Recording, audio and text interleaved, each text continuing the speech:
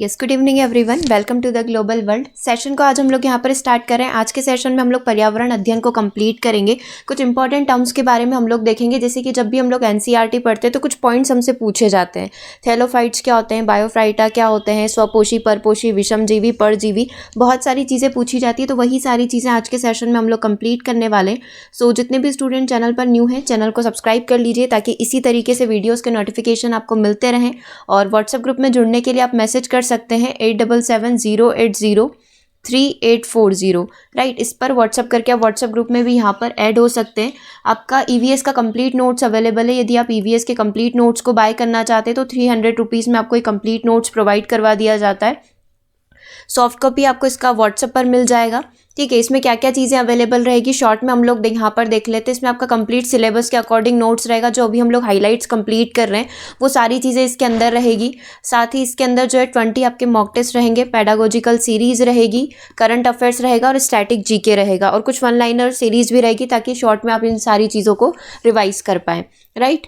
तो कोई भी डाउट यदि आता है तो आप नीचे डिस्क्रिप्शन में भी नंबर दिया हुआ है, मेल आईडी दी हुई है, तो वहाँ पर जाकर अपने डाउट्स पूछ सकते हैं। ओके, सेशन को स्टार्ट करते हैं। साथ ही आपका टेस्ट सीरीज़ जो है वो लॉन्च हो चुका है। तो जितने भी स्टूडेंट 150 नंबर का ऑनलाइन टेस्ट लगाना चाहते हैं, आप ऐप पर जा सकते हैं। ऐप है ग्लोबल वर्ल्ड एकेडमी, वहाँ से ऐप को डाउनलोड करके भी आप वहाँ पर जाकर 150 नंबर वाला टेस्ट लगा सकते हो। प्रैक्टिस सेट्स भी अवेलेबल है प्रीवियस ईयर पेपर्स के साथ, तो वो भी आप वहाँ जाकर प्रैक्टिस कर सकते हैं। वेबसाइट का लिंक भी वीडियो के डिस्क्रिप्शन में रखा हुआ है।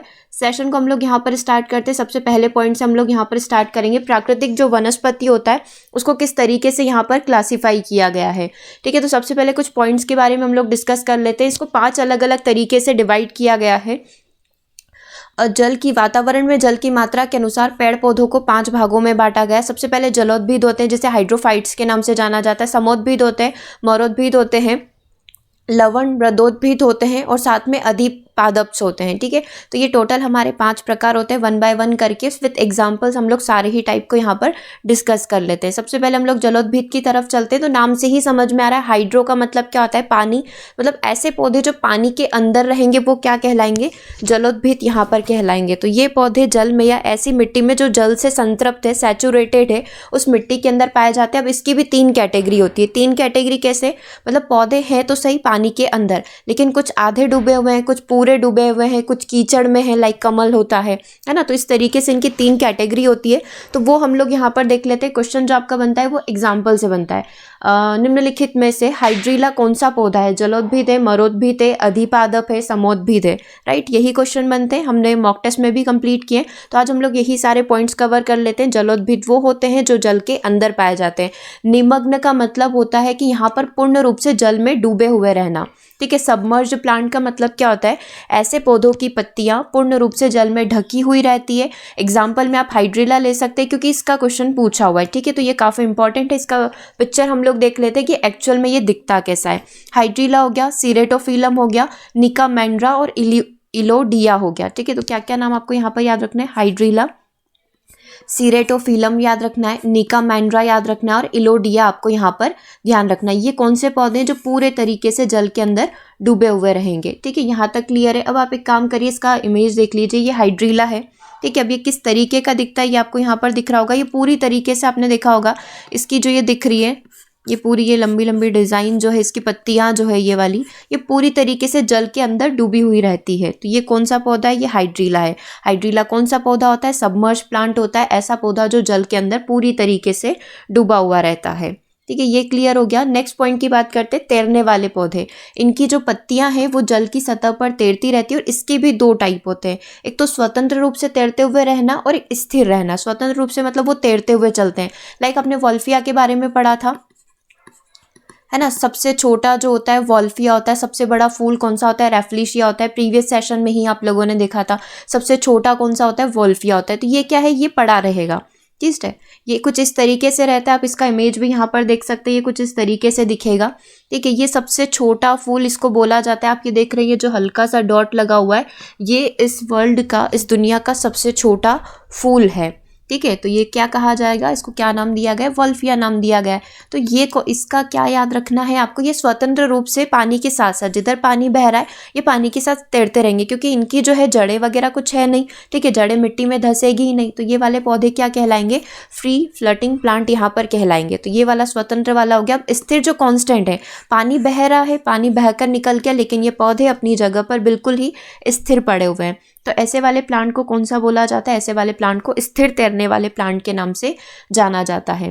कीचड़ में धसी हुई रहती है, एग्जाम्पल आप देख सकते हैं कमल का, निम्फिया यहाँ पर हो गया, जूसिया हो गया, ट्रापा हो गया, ठीक है। अब आपने कमल का तो देख रखा है, आप यहाँ पर एक जूसिया का एग्जाम्पल देख सकते हैं, ये रहा, ठीक है। ये जूसिया है, ये इस तरीके से फिक्स है। आपने ये देखे होंगे पानी के अंदर कोई तालाब वगैरह है तो उसमें इस तरीके से लगे हुए रहते हैं, इस पर इस तरीके से फूल आते हैं, तो ये फिक्स है, पानी बहकर निकल जाए, ये अपनी पोजीशन पर फिक्स रहते हैं, ठीक है। तो क्या क्या चीज़ें इसके अंदर आपको ध्यान रखनी है, सबसे पहले आप लोगों ने देखा, यहाँ से हम लोगों ने स्टार्ट किया था जलोद्भिद। जलोद्भिद के अंदर सबसे पहला जो टाइप होता है निमग्न होता है।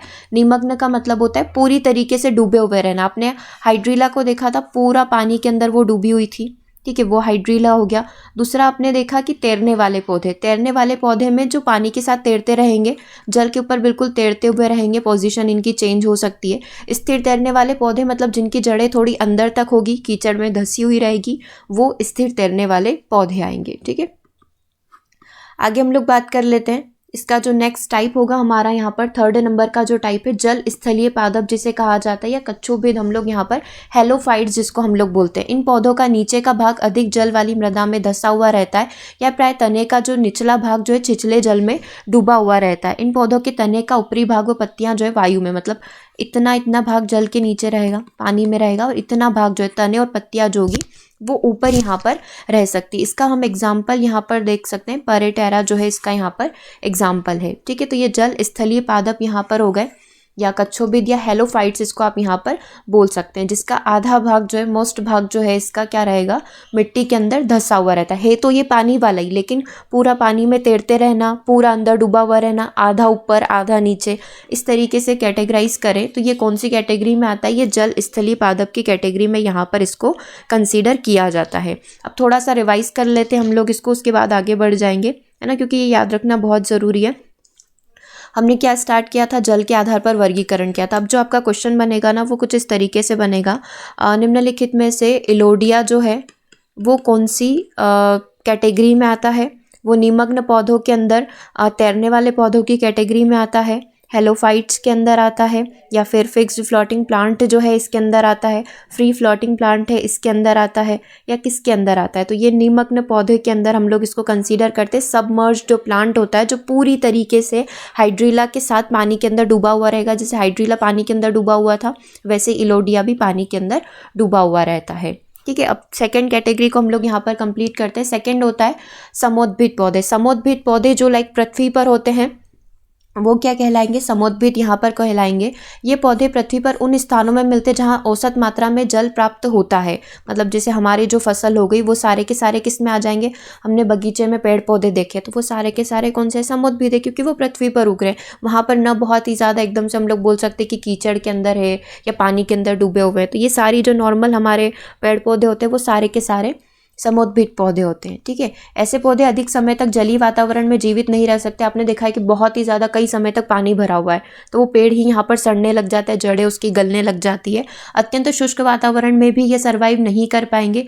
उदाहरण आप लोग, एग्जाम्पल आप लोग यहाँ पर देख सकते हैं, उद्यानों में लगाए जाने वाले पौधे, वनों की भूमि हम लोग ले सकते हैं, मैदानी व खेतों में उगने वाले सभी पेड़ पौधे जो है इसके अंदर कंसीडर किए जा सकते हैं। उसके बाद मरुद्भिद की बात कर ली, ये थर्ड टाइप हो गया, है ना। ज़ेरोफाइट्स की यदि हम लोग बात कर लें तो ये पौधे क्या है, जहाँ पर लाइक रेगिस्तान है या बहुत कम मात्रा में उनको पानी मिल पा रहा है, तो इस प्रकार के जो पौधे होते हैं वो मरुद्भिद पौधे कहलाते हैं। ये बेसिकली कहाँ पर पाए जाएंगे, मरुस्थल में, चट्टानों पर पाए जा सकते हैं, लाइक नागफनी हो गया, है ना। ये सारे के सारे पौधे किसके अंदर आते हैं, मरुद्भिद पौधों के अंदर इनको कंसीडर किया जा सकता है। एक नाम आप लोग यहाँ पर याद रखिए, नागफनी कैक्टस हो गया, है ना। ये सारे के सारे जो है मरुद्भिद पौधों की कैटेगरी में, ज़ेरोफाइट्स पौधों की कैटेगरी में कंसीडर किए जाते हैं। ठीक है, अगला टाइप हम लोग देख लेते हैं लवण मृदोद्भिद पौधे, हेलोफाइट्स। यहाँ पर हम लोग यदि इनको बोलें तो ये वाले कौन से हैं जो खारे पानी में पाए जाएंगे। इस प्रकार के पौधे समुद्र के किनारे या दलदल या ऐसी मिट्टी में उगते हैं जिसमें लवण की मात्रा जो है काफ़ी ज़्यादा अधिक होती है।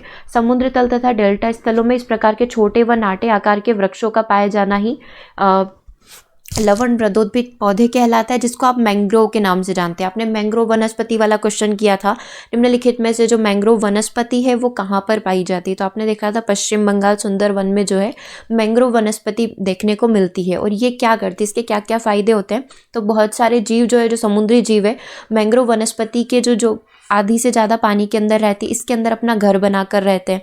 राइट, ये वाली चीज़ हो गई। और साथ ही ये बाढ़ आने के जो खतरे हैं उसको कम करने की कोशिश करते हैं। कौन से?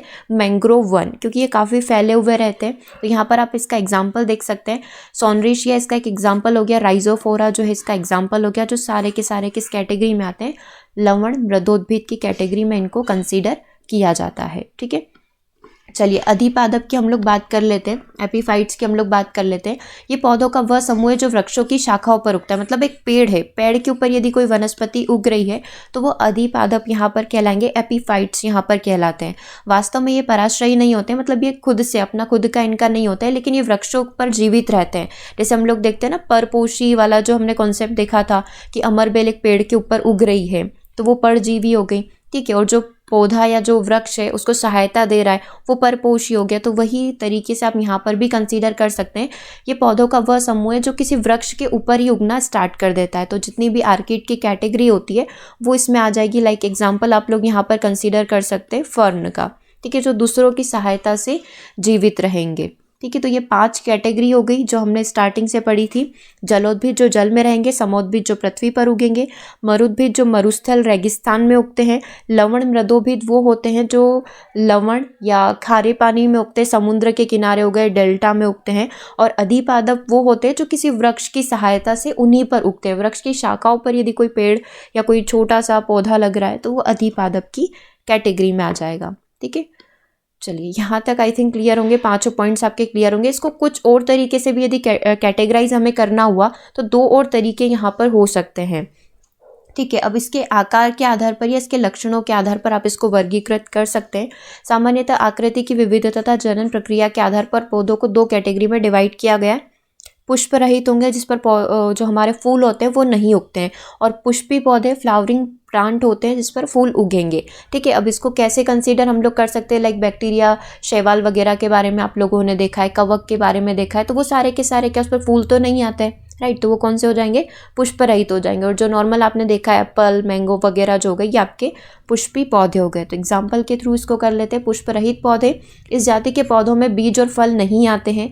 ये अंतर्निहित बीजाणुओं से अपनी संतति को जन्म देकर जो है अपनी जाति को आगे बढ़ाते हैं। ठीक है, ये क्या कर रहे हैं, अंतर्निहित बीजाणुओं से, लाइक आपने एक वो बीजांड वाला प्रोसेस देखा था, स्पाइरोग्रा के अंदर मुकुलन वाली प्रोसेस देखी थी। शैवाल आपने देखा था कि ये क्या करता है, एक ही भाग 2 अलग अलग भागों में टूटकर ये आगे बढ़ते रहते हैं, इनकी पूरी चेन चलती रहती है। तो ये सारे के सारे कौन से पुष्प रहित पौधे कहलाते हैं। ठीक है, इनकी जो स्ट्रक्चर होती है काफ़ी सरल, हम लोग यहाँ पर बोल सकते हैं सरल संरचना इनकी यहाँ पर रहती है।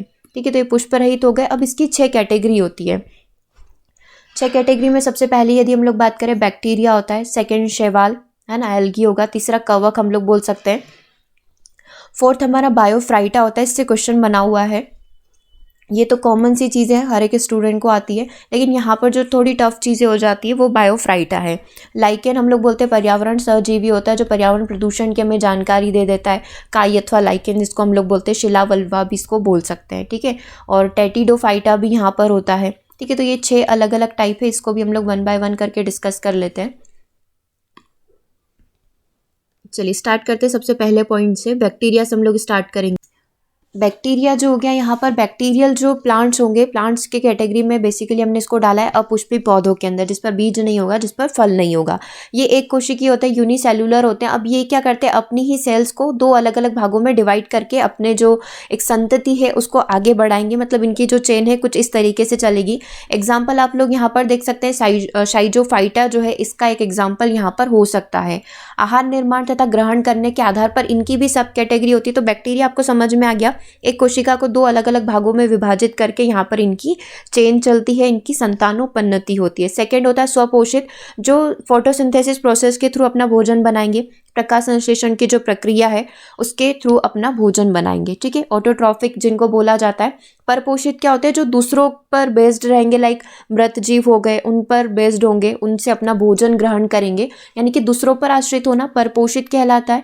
यानी कि परपोषित बैक्टीरिया जो होता है अपना आहार स्वयं निर्मित नहीं करते, वरन अपने आहार के लिए अन्य जीवों पर आश्रित होते हैं, ठीक है। स्वपोषित अपना स्वयं बनाना, परपोषित मतलब किसी और पर डिपेंड होना। तो पहला टाइप क्या हो गया, बैक्टीरिया हो गया। सेकेंड टाइप की यदि हम लोग बात करें, सेकेंड टाइप होगा शैवाल, एल्गी को हम लोग यहाँ पर बोल सकते हैं। यह जल में रहने वाला सूक्ष्म पादप होता है जिसकी स्ट्रक्चर काफ़ी ईजी, काफ़ी सरल होती है। इसका अति सूक्ष्म रूप एक कोशिका वाला होता है, जबकि बड़े शैवाल कई कोशिका वाले हो सकते हैं। आपने एल्गी का स्ट्रक्चर देखा था, अगर इसका कुछ ऐसा स्ट्रक्चर है तो ये यूनिसेलुलर यहाँ पर हो सकता है, और इसको दो अलग अलग भागों में डिवाइड करके जो है ये वाला भी यहाँ पर एग्जिस्ट करता है, ठीक है। तो जबकि बड़े शैवाल कई कोशिकाओं वाले होते हैं, कई शैवाल मिट्टियों में भी पाए जाते हैं। ये प्रकाश, रसायन, फोटोकेमिकल क्रिया के द्वारा इनको एनर्जी यहाँ पर प्राप्त होती है, ठीक है। तो ये शैवाल के बारे में हो गया।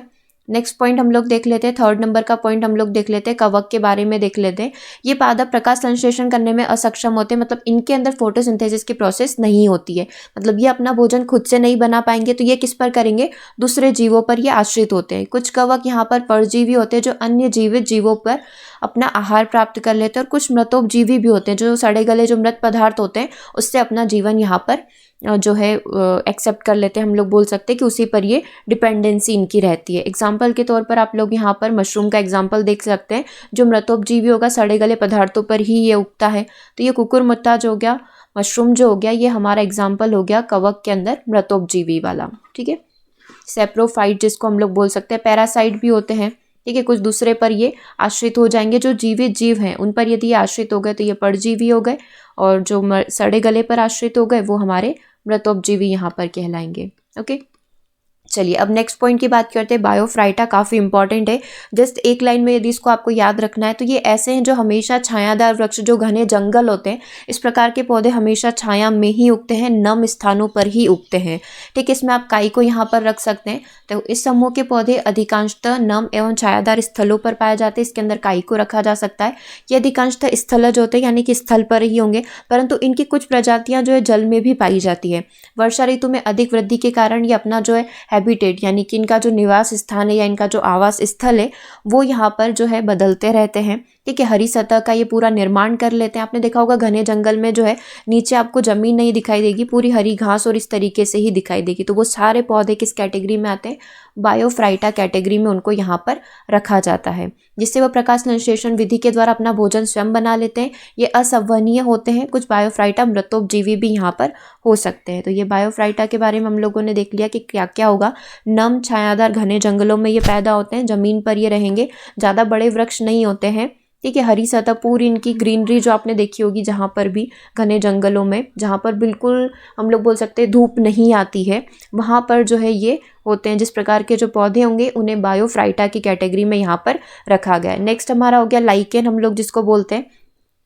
इसके अंतर्गत ऐसे पौधे आते हैं जिसमें कवक तथा शैवाल एक साथ ही एक पौधे के रूप में सर्वाइव करते हैं, क्योंकि आपने देखा था जो हमारे कवक होंगे वो अपना भोजन स्वयं नहीं बनाते, वो दूसरों पर आश्रित होते हैं। एक परजीवी होते हैं जो जीवित से ग्रहण करेंगे, और दूसरा जो होगा जो मृत पदार्थों से अपना, लाइक मशरूम का एग्जाम्पल हम लोगों ने देखा था। तो यहाँ पर जो काई और लाइकेन है, यहाँ पर कवक और शैवाल दोनों यदि साथ रहते हैं तो इसको कंपोजिट फॉर्म यहाँ पर बोला जाता है। लाइकेन इसको हम लोग यहाँ पर बोल सकते हैं। इस मिश्र पौधे का एक भाग अर्थात कवक जो है परजीवी होगा, जो किस पर डिपेंड करेगा, शैवाल के ऊपर डिपेंड करेगा। शैवाल भोजन निर्मित करेगा और कवक उसको एक्सेप्ट कर लेता है, और जिससे कि यहाँ पर बताया गया है, जैसे दूसरा प्रकार जो होगा शैवाल होगा जो कि इसको आहार प्रदान करेगा। तो लाइकेन किसका मिश्रण होता है, किसका कंपोजिशन होता है, तो कवक और शैवाल का मिश्रण ही क्या कहलाता है, लाइकेन यहाँ पर कहलाता है, जिसको शलावल्वा भी बोला गया और काई भी यहाँ पर बोला जा सकता है, ठीक है। तो ये इसकी 6 कैटेगरी हो गई कि किस तरीके से जो इनको डिवाइड किया जा सकता है। तो अभी हमने कौन सा वाला देखा, पुष्पहीन पौधे देखा, जिस पर पुष्प नहीं आते हैं, जिसमें कोई बीज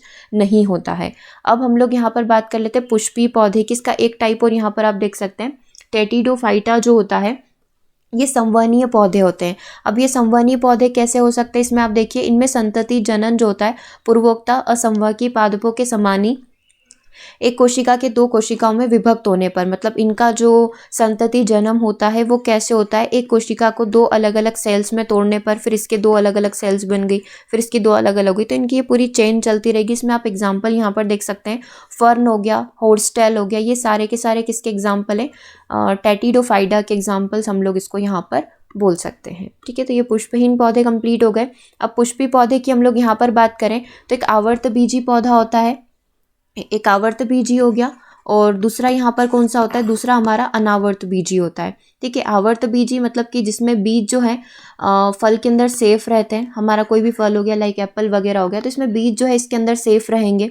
ठीक है, जैसा कि हमने एक प्रीवियस सेशन में डिस्कस भी कर चुके हैं इसको, तो अभी जस्ट एक रिवाइज हम लोग कर लेते हैं। आवर्तबीजी के अंदर, एंजियोस्पर्म के अंदर क्या होता है, बीज जो है फल के अंदर सेफ रहेगा। ठीक है, ये आवर्त बीजी हो गया। अनावर्त बीजी क्या होते हैं, यही एक कमेंट में डाउट भी आया था कि एक बार सर इसको एक्सप्लेन कर देना, तो हम लोग यहाँ पर इसको देख लेते हैं। अनावर्त बीजी वो पौधे होते हैं जिसमें बीज जो है स्वतंत्र रूप से रहते हैं, है ना, ताकि हवा पानी के माध्यम से आसानी से वो एक स्थान से दूसरे स्थान पर गति कर पाए। राइट, तो ये अनावर्त बीजी होते हैं जिसमें बीज जो है स्वतंत्र रूप से रहते हैं, उसको कोई प्रोटेक्शन वगैरह, कोई लेयर वगैरह उनके ऊपर कवर्ड नहीं रहती है। और आवर्त बीजी जिसमें कवर्ड रहते हैं। ठीक है, तो इस तरीके से हम लोग यहाँ पर देख सकते हैं। और यहाँ पर यदि आपको देखना है नेक्स्ट पॉइंट की, यदि हम लोग डिस्कस करें, नेक्स्ट पॉइंट जो हमारा रहेगा, जीवन रूप के आधार पर यदि हम लोग पौधों का वर्गीकरण करें, जीवन रूप के आधार पर मतलब कि कौन सा पौधा कितनी ऊंचाई पर है, लाइक हमने एक बेसिक जो कैटेगरी देखी है शाख, झाड़ी और वृक्ष की देखी है, इस हिसाब से यदि हम लोग इसको डिवाइड करें तो सबसे पहला जो यहाँ पर हमारा टाइप रहेगा, सबसे पहले टाइप को हम लोग यहाँ पर डिस्कस कर लेते हैं। सबसे पहला जो टाइप है फेनड्रोफाइट्स है, फेनड्रोफाइट्स है। सेकंड हमारा कैमेफाइट्स है।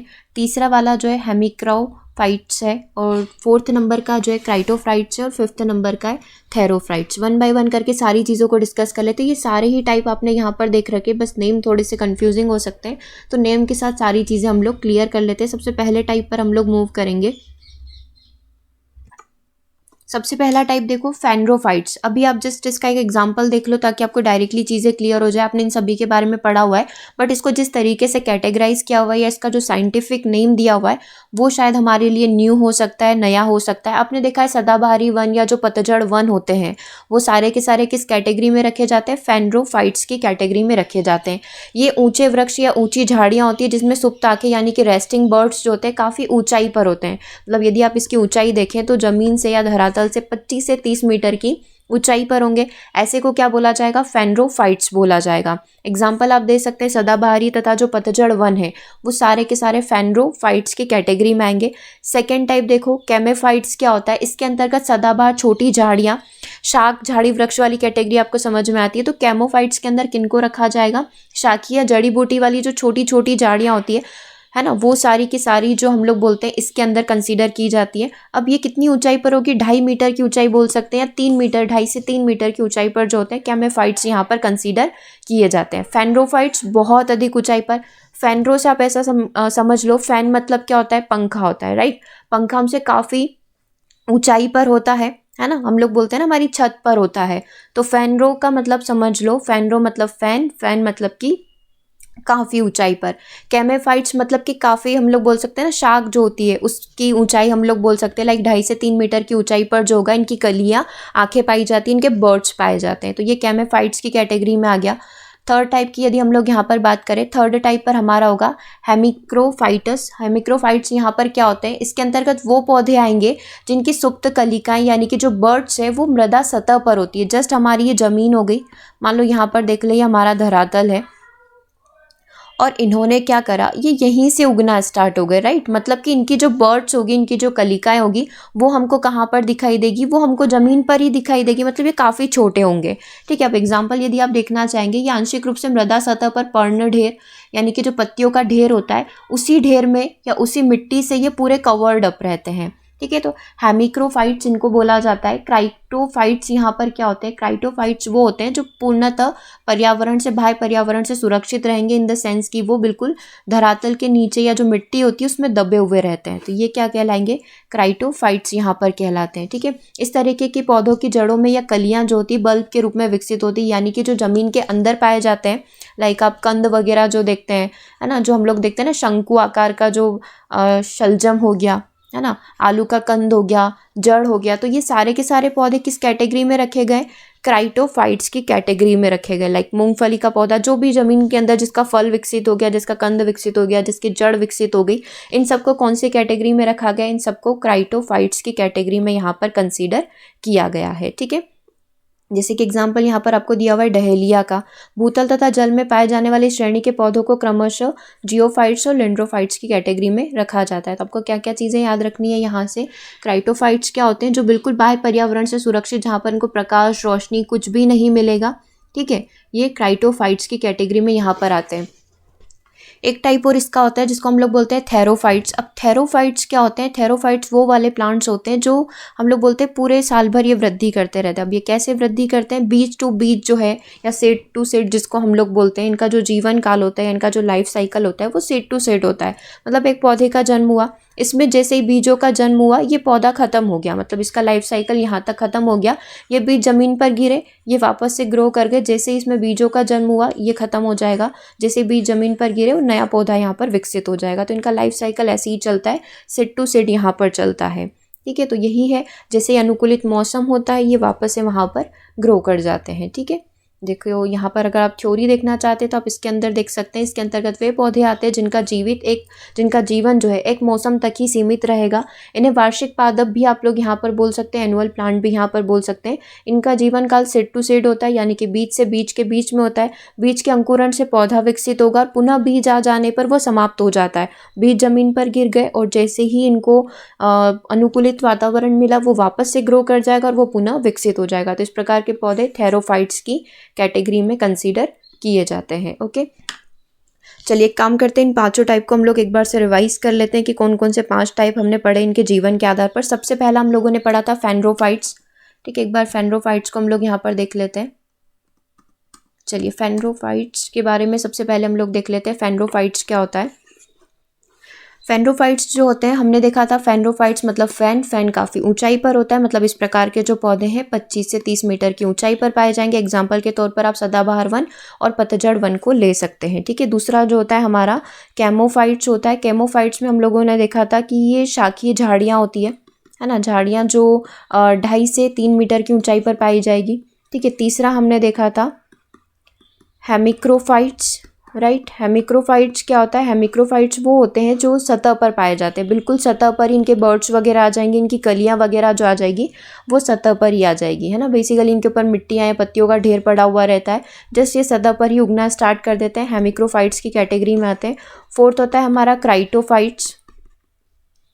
क्राइटोफाइट्स के अंदर क्या आ जाएगा, क्राइटोफाइट्स के अंदर कौन से वाले पौधे हम लोग कंसीडर करते हैं, याद करो, हमारा हो गया क्राइटोफाइट्स। क्राइटोफाइट्स के अंदर वो पौधे आते हैं जिनको ना सनलाइट मिल रही है, रोशनी वगैरह कुछ भी, हवा वगैरह कुछ नहीं मिलती, क्योंकि ऐसे पौधे कंप्लीटली ज़मीन के अंदर होते हैं।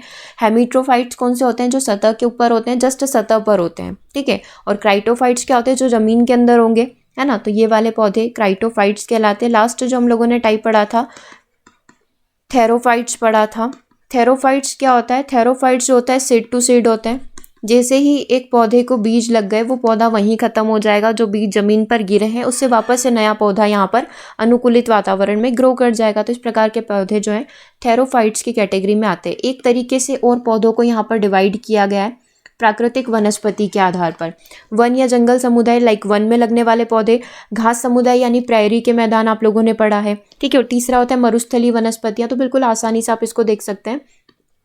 वनों को भी 4 भागों में डिवाइड किया गया है। तो हम लोग जो चैप्टर कंप्लीट कर रहे थे वन वाला, वो आपका यहाँ पर कंप्लीट हो जाएगा। जलवायु की विभिन्नता के आधार पर हर जगह की जलवायु जो है, क्लाइमेट जो है वो अलग अलग रहेगा। तो उसके बेसिस पर ही वन जो है अलग अलग प्रकार के हो सकते हैं। सबसे पहला उष्णकटिबंधीय सदाबहार वन आपने देखा है, समशीतोष्ण कटिबंधीय वन देखा है, शीतोष्ण कटिबंधीय वन देखा है। इसके बारे में पूरा जो डिस्क्रिप्शन है या इसका जो पूरा डिटेल्ड नोट्स है वो आपके पास अवेलेबल है EVS के नोट्स में। वन वाला पूरा चैप्टर जो आप सेल्फ कंप्लीट करेंगे कि उष्णकटिबंधीय वन है, कौन से जीव उसके अंदर पाए जाते हैं, समशीतोष्ण वन हो गए तो वहाँ की वनस्पति कैसी है, कौन से जीव पाए जाएंगे और वहाँ पर जो जीव पाए जाते हैं उन जीवों में क्या क्या विशेषताएं पाई जाती है, उनकी क्या क्या कैरेक्टरिस्टिक्स होती है, ये पूरा का पूरा आपका होमवर्क है, ये आप कंप्लीट कर लेना ताकि आपका ये जो चैप्टर है वन वाला वो यहाँ पर कंप्लीट हो जाए। पत्तियों के आधार पर अब यदि आप लोग बात करेंगे तो नुकीली या चौड़ी पत्तियों वाले जो वृक्ष होते हैं, लाइक शंक्वाकार वन हो गए, है ना। वो सारे शंक्वाकार पौधे जो जितनी ऊंचाई पर जाते हैं उनकी हाइट धीरे धीरे कम होती जाती है।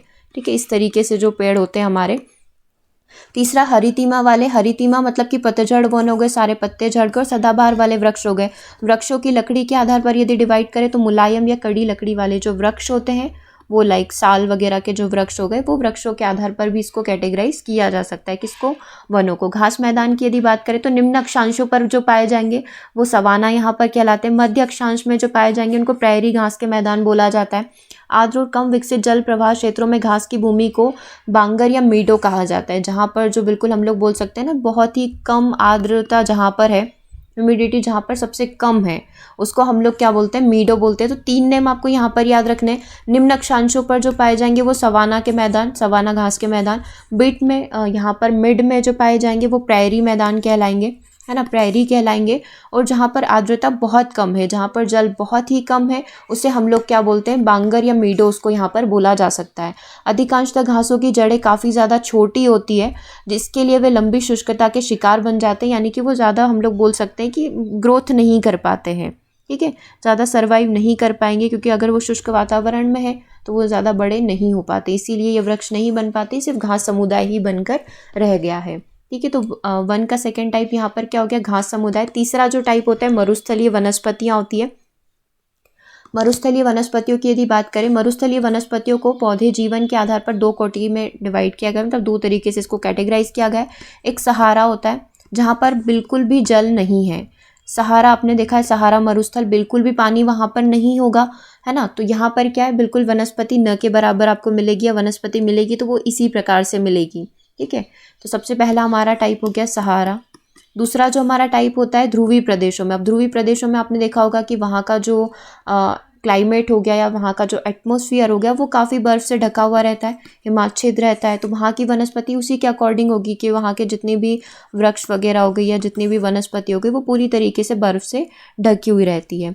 ठीक है, तो इसलिए यहाँ पर जो है बहुत सारे पौधे जो सर्वाइव नहीं कर पाते। कुछ सिलेक्टेड ट्री जो क्लाइमेट के अकॉर्डिंग सेट है, सिर्फ वही वहाँ पर उत्पन्न हो पाते हैं और वहीं वहाँ पर रह पाते हैं। ठीक है, तो वनस्पति मरुस्थली की बात करें तो ध्रुवीय प्रदेश हो गया, और एक और टाइप हमारा हो गया यहाँ पर सहारा। ठीक है, ओके, तो आज के सेशन में हम लोगों ने इतना कंप्लीट कर लिया है। इसको एक बार से रिवाइज ज़रूर से कर लीजिएगा। काफ़ी न्यू नेम जो है हम लोगों ने यहाँ पर डिस्कस किए हैं, लाइक थेरोफाइट्स क्या होते हैं, हेमिक्रोफाइट्स क्या होते हैं, क्राइटोफाइट्स क्या होते हैं। इसको एक बार से रिवाइज कर लेना, नोट्स ज़रूर से बना लेना, है ना, ताकि जब हम लोग क्वेश्चन इसका कंप्लीट करें ताकि वो एकदम से क्लिक कर जाए कि हाँ हम लोगों ने इस चीज़ को पढ़ रखा है। ओके, तो सेशन को यहीं ओवर करेंगे। मिलेंगे हम लोग नेक्स्ट सेशन में 11 PM पर। आपका 5 मिनट सेशन रहेगा, उसे ज़रूर से ज्वाइन करिएगा। एंड कोई भी डाउट आता है या टेस्ट सीरीज़ आपको बाय करना है या फिर कोई भी नोट्स यदि आपको बाय करना है तो आप हमसे मैसेज कर सकते हैं 8770803840 पर। Right, thanks for watching.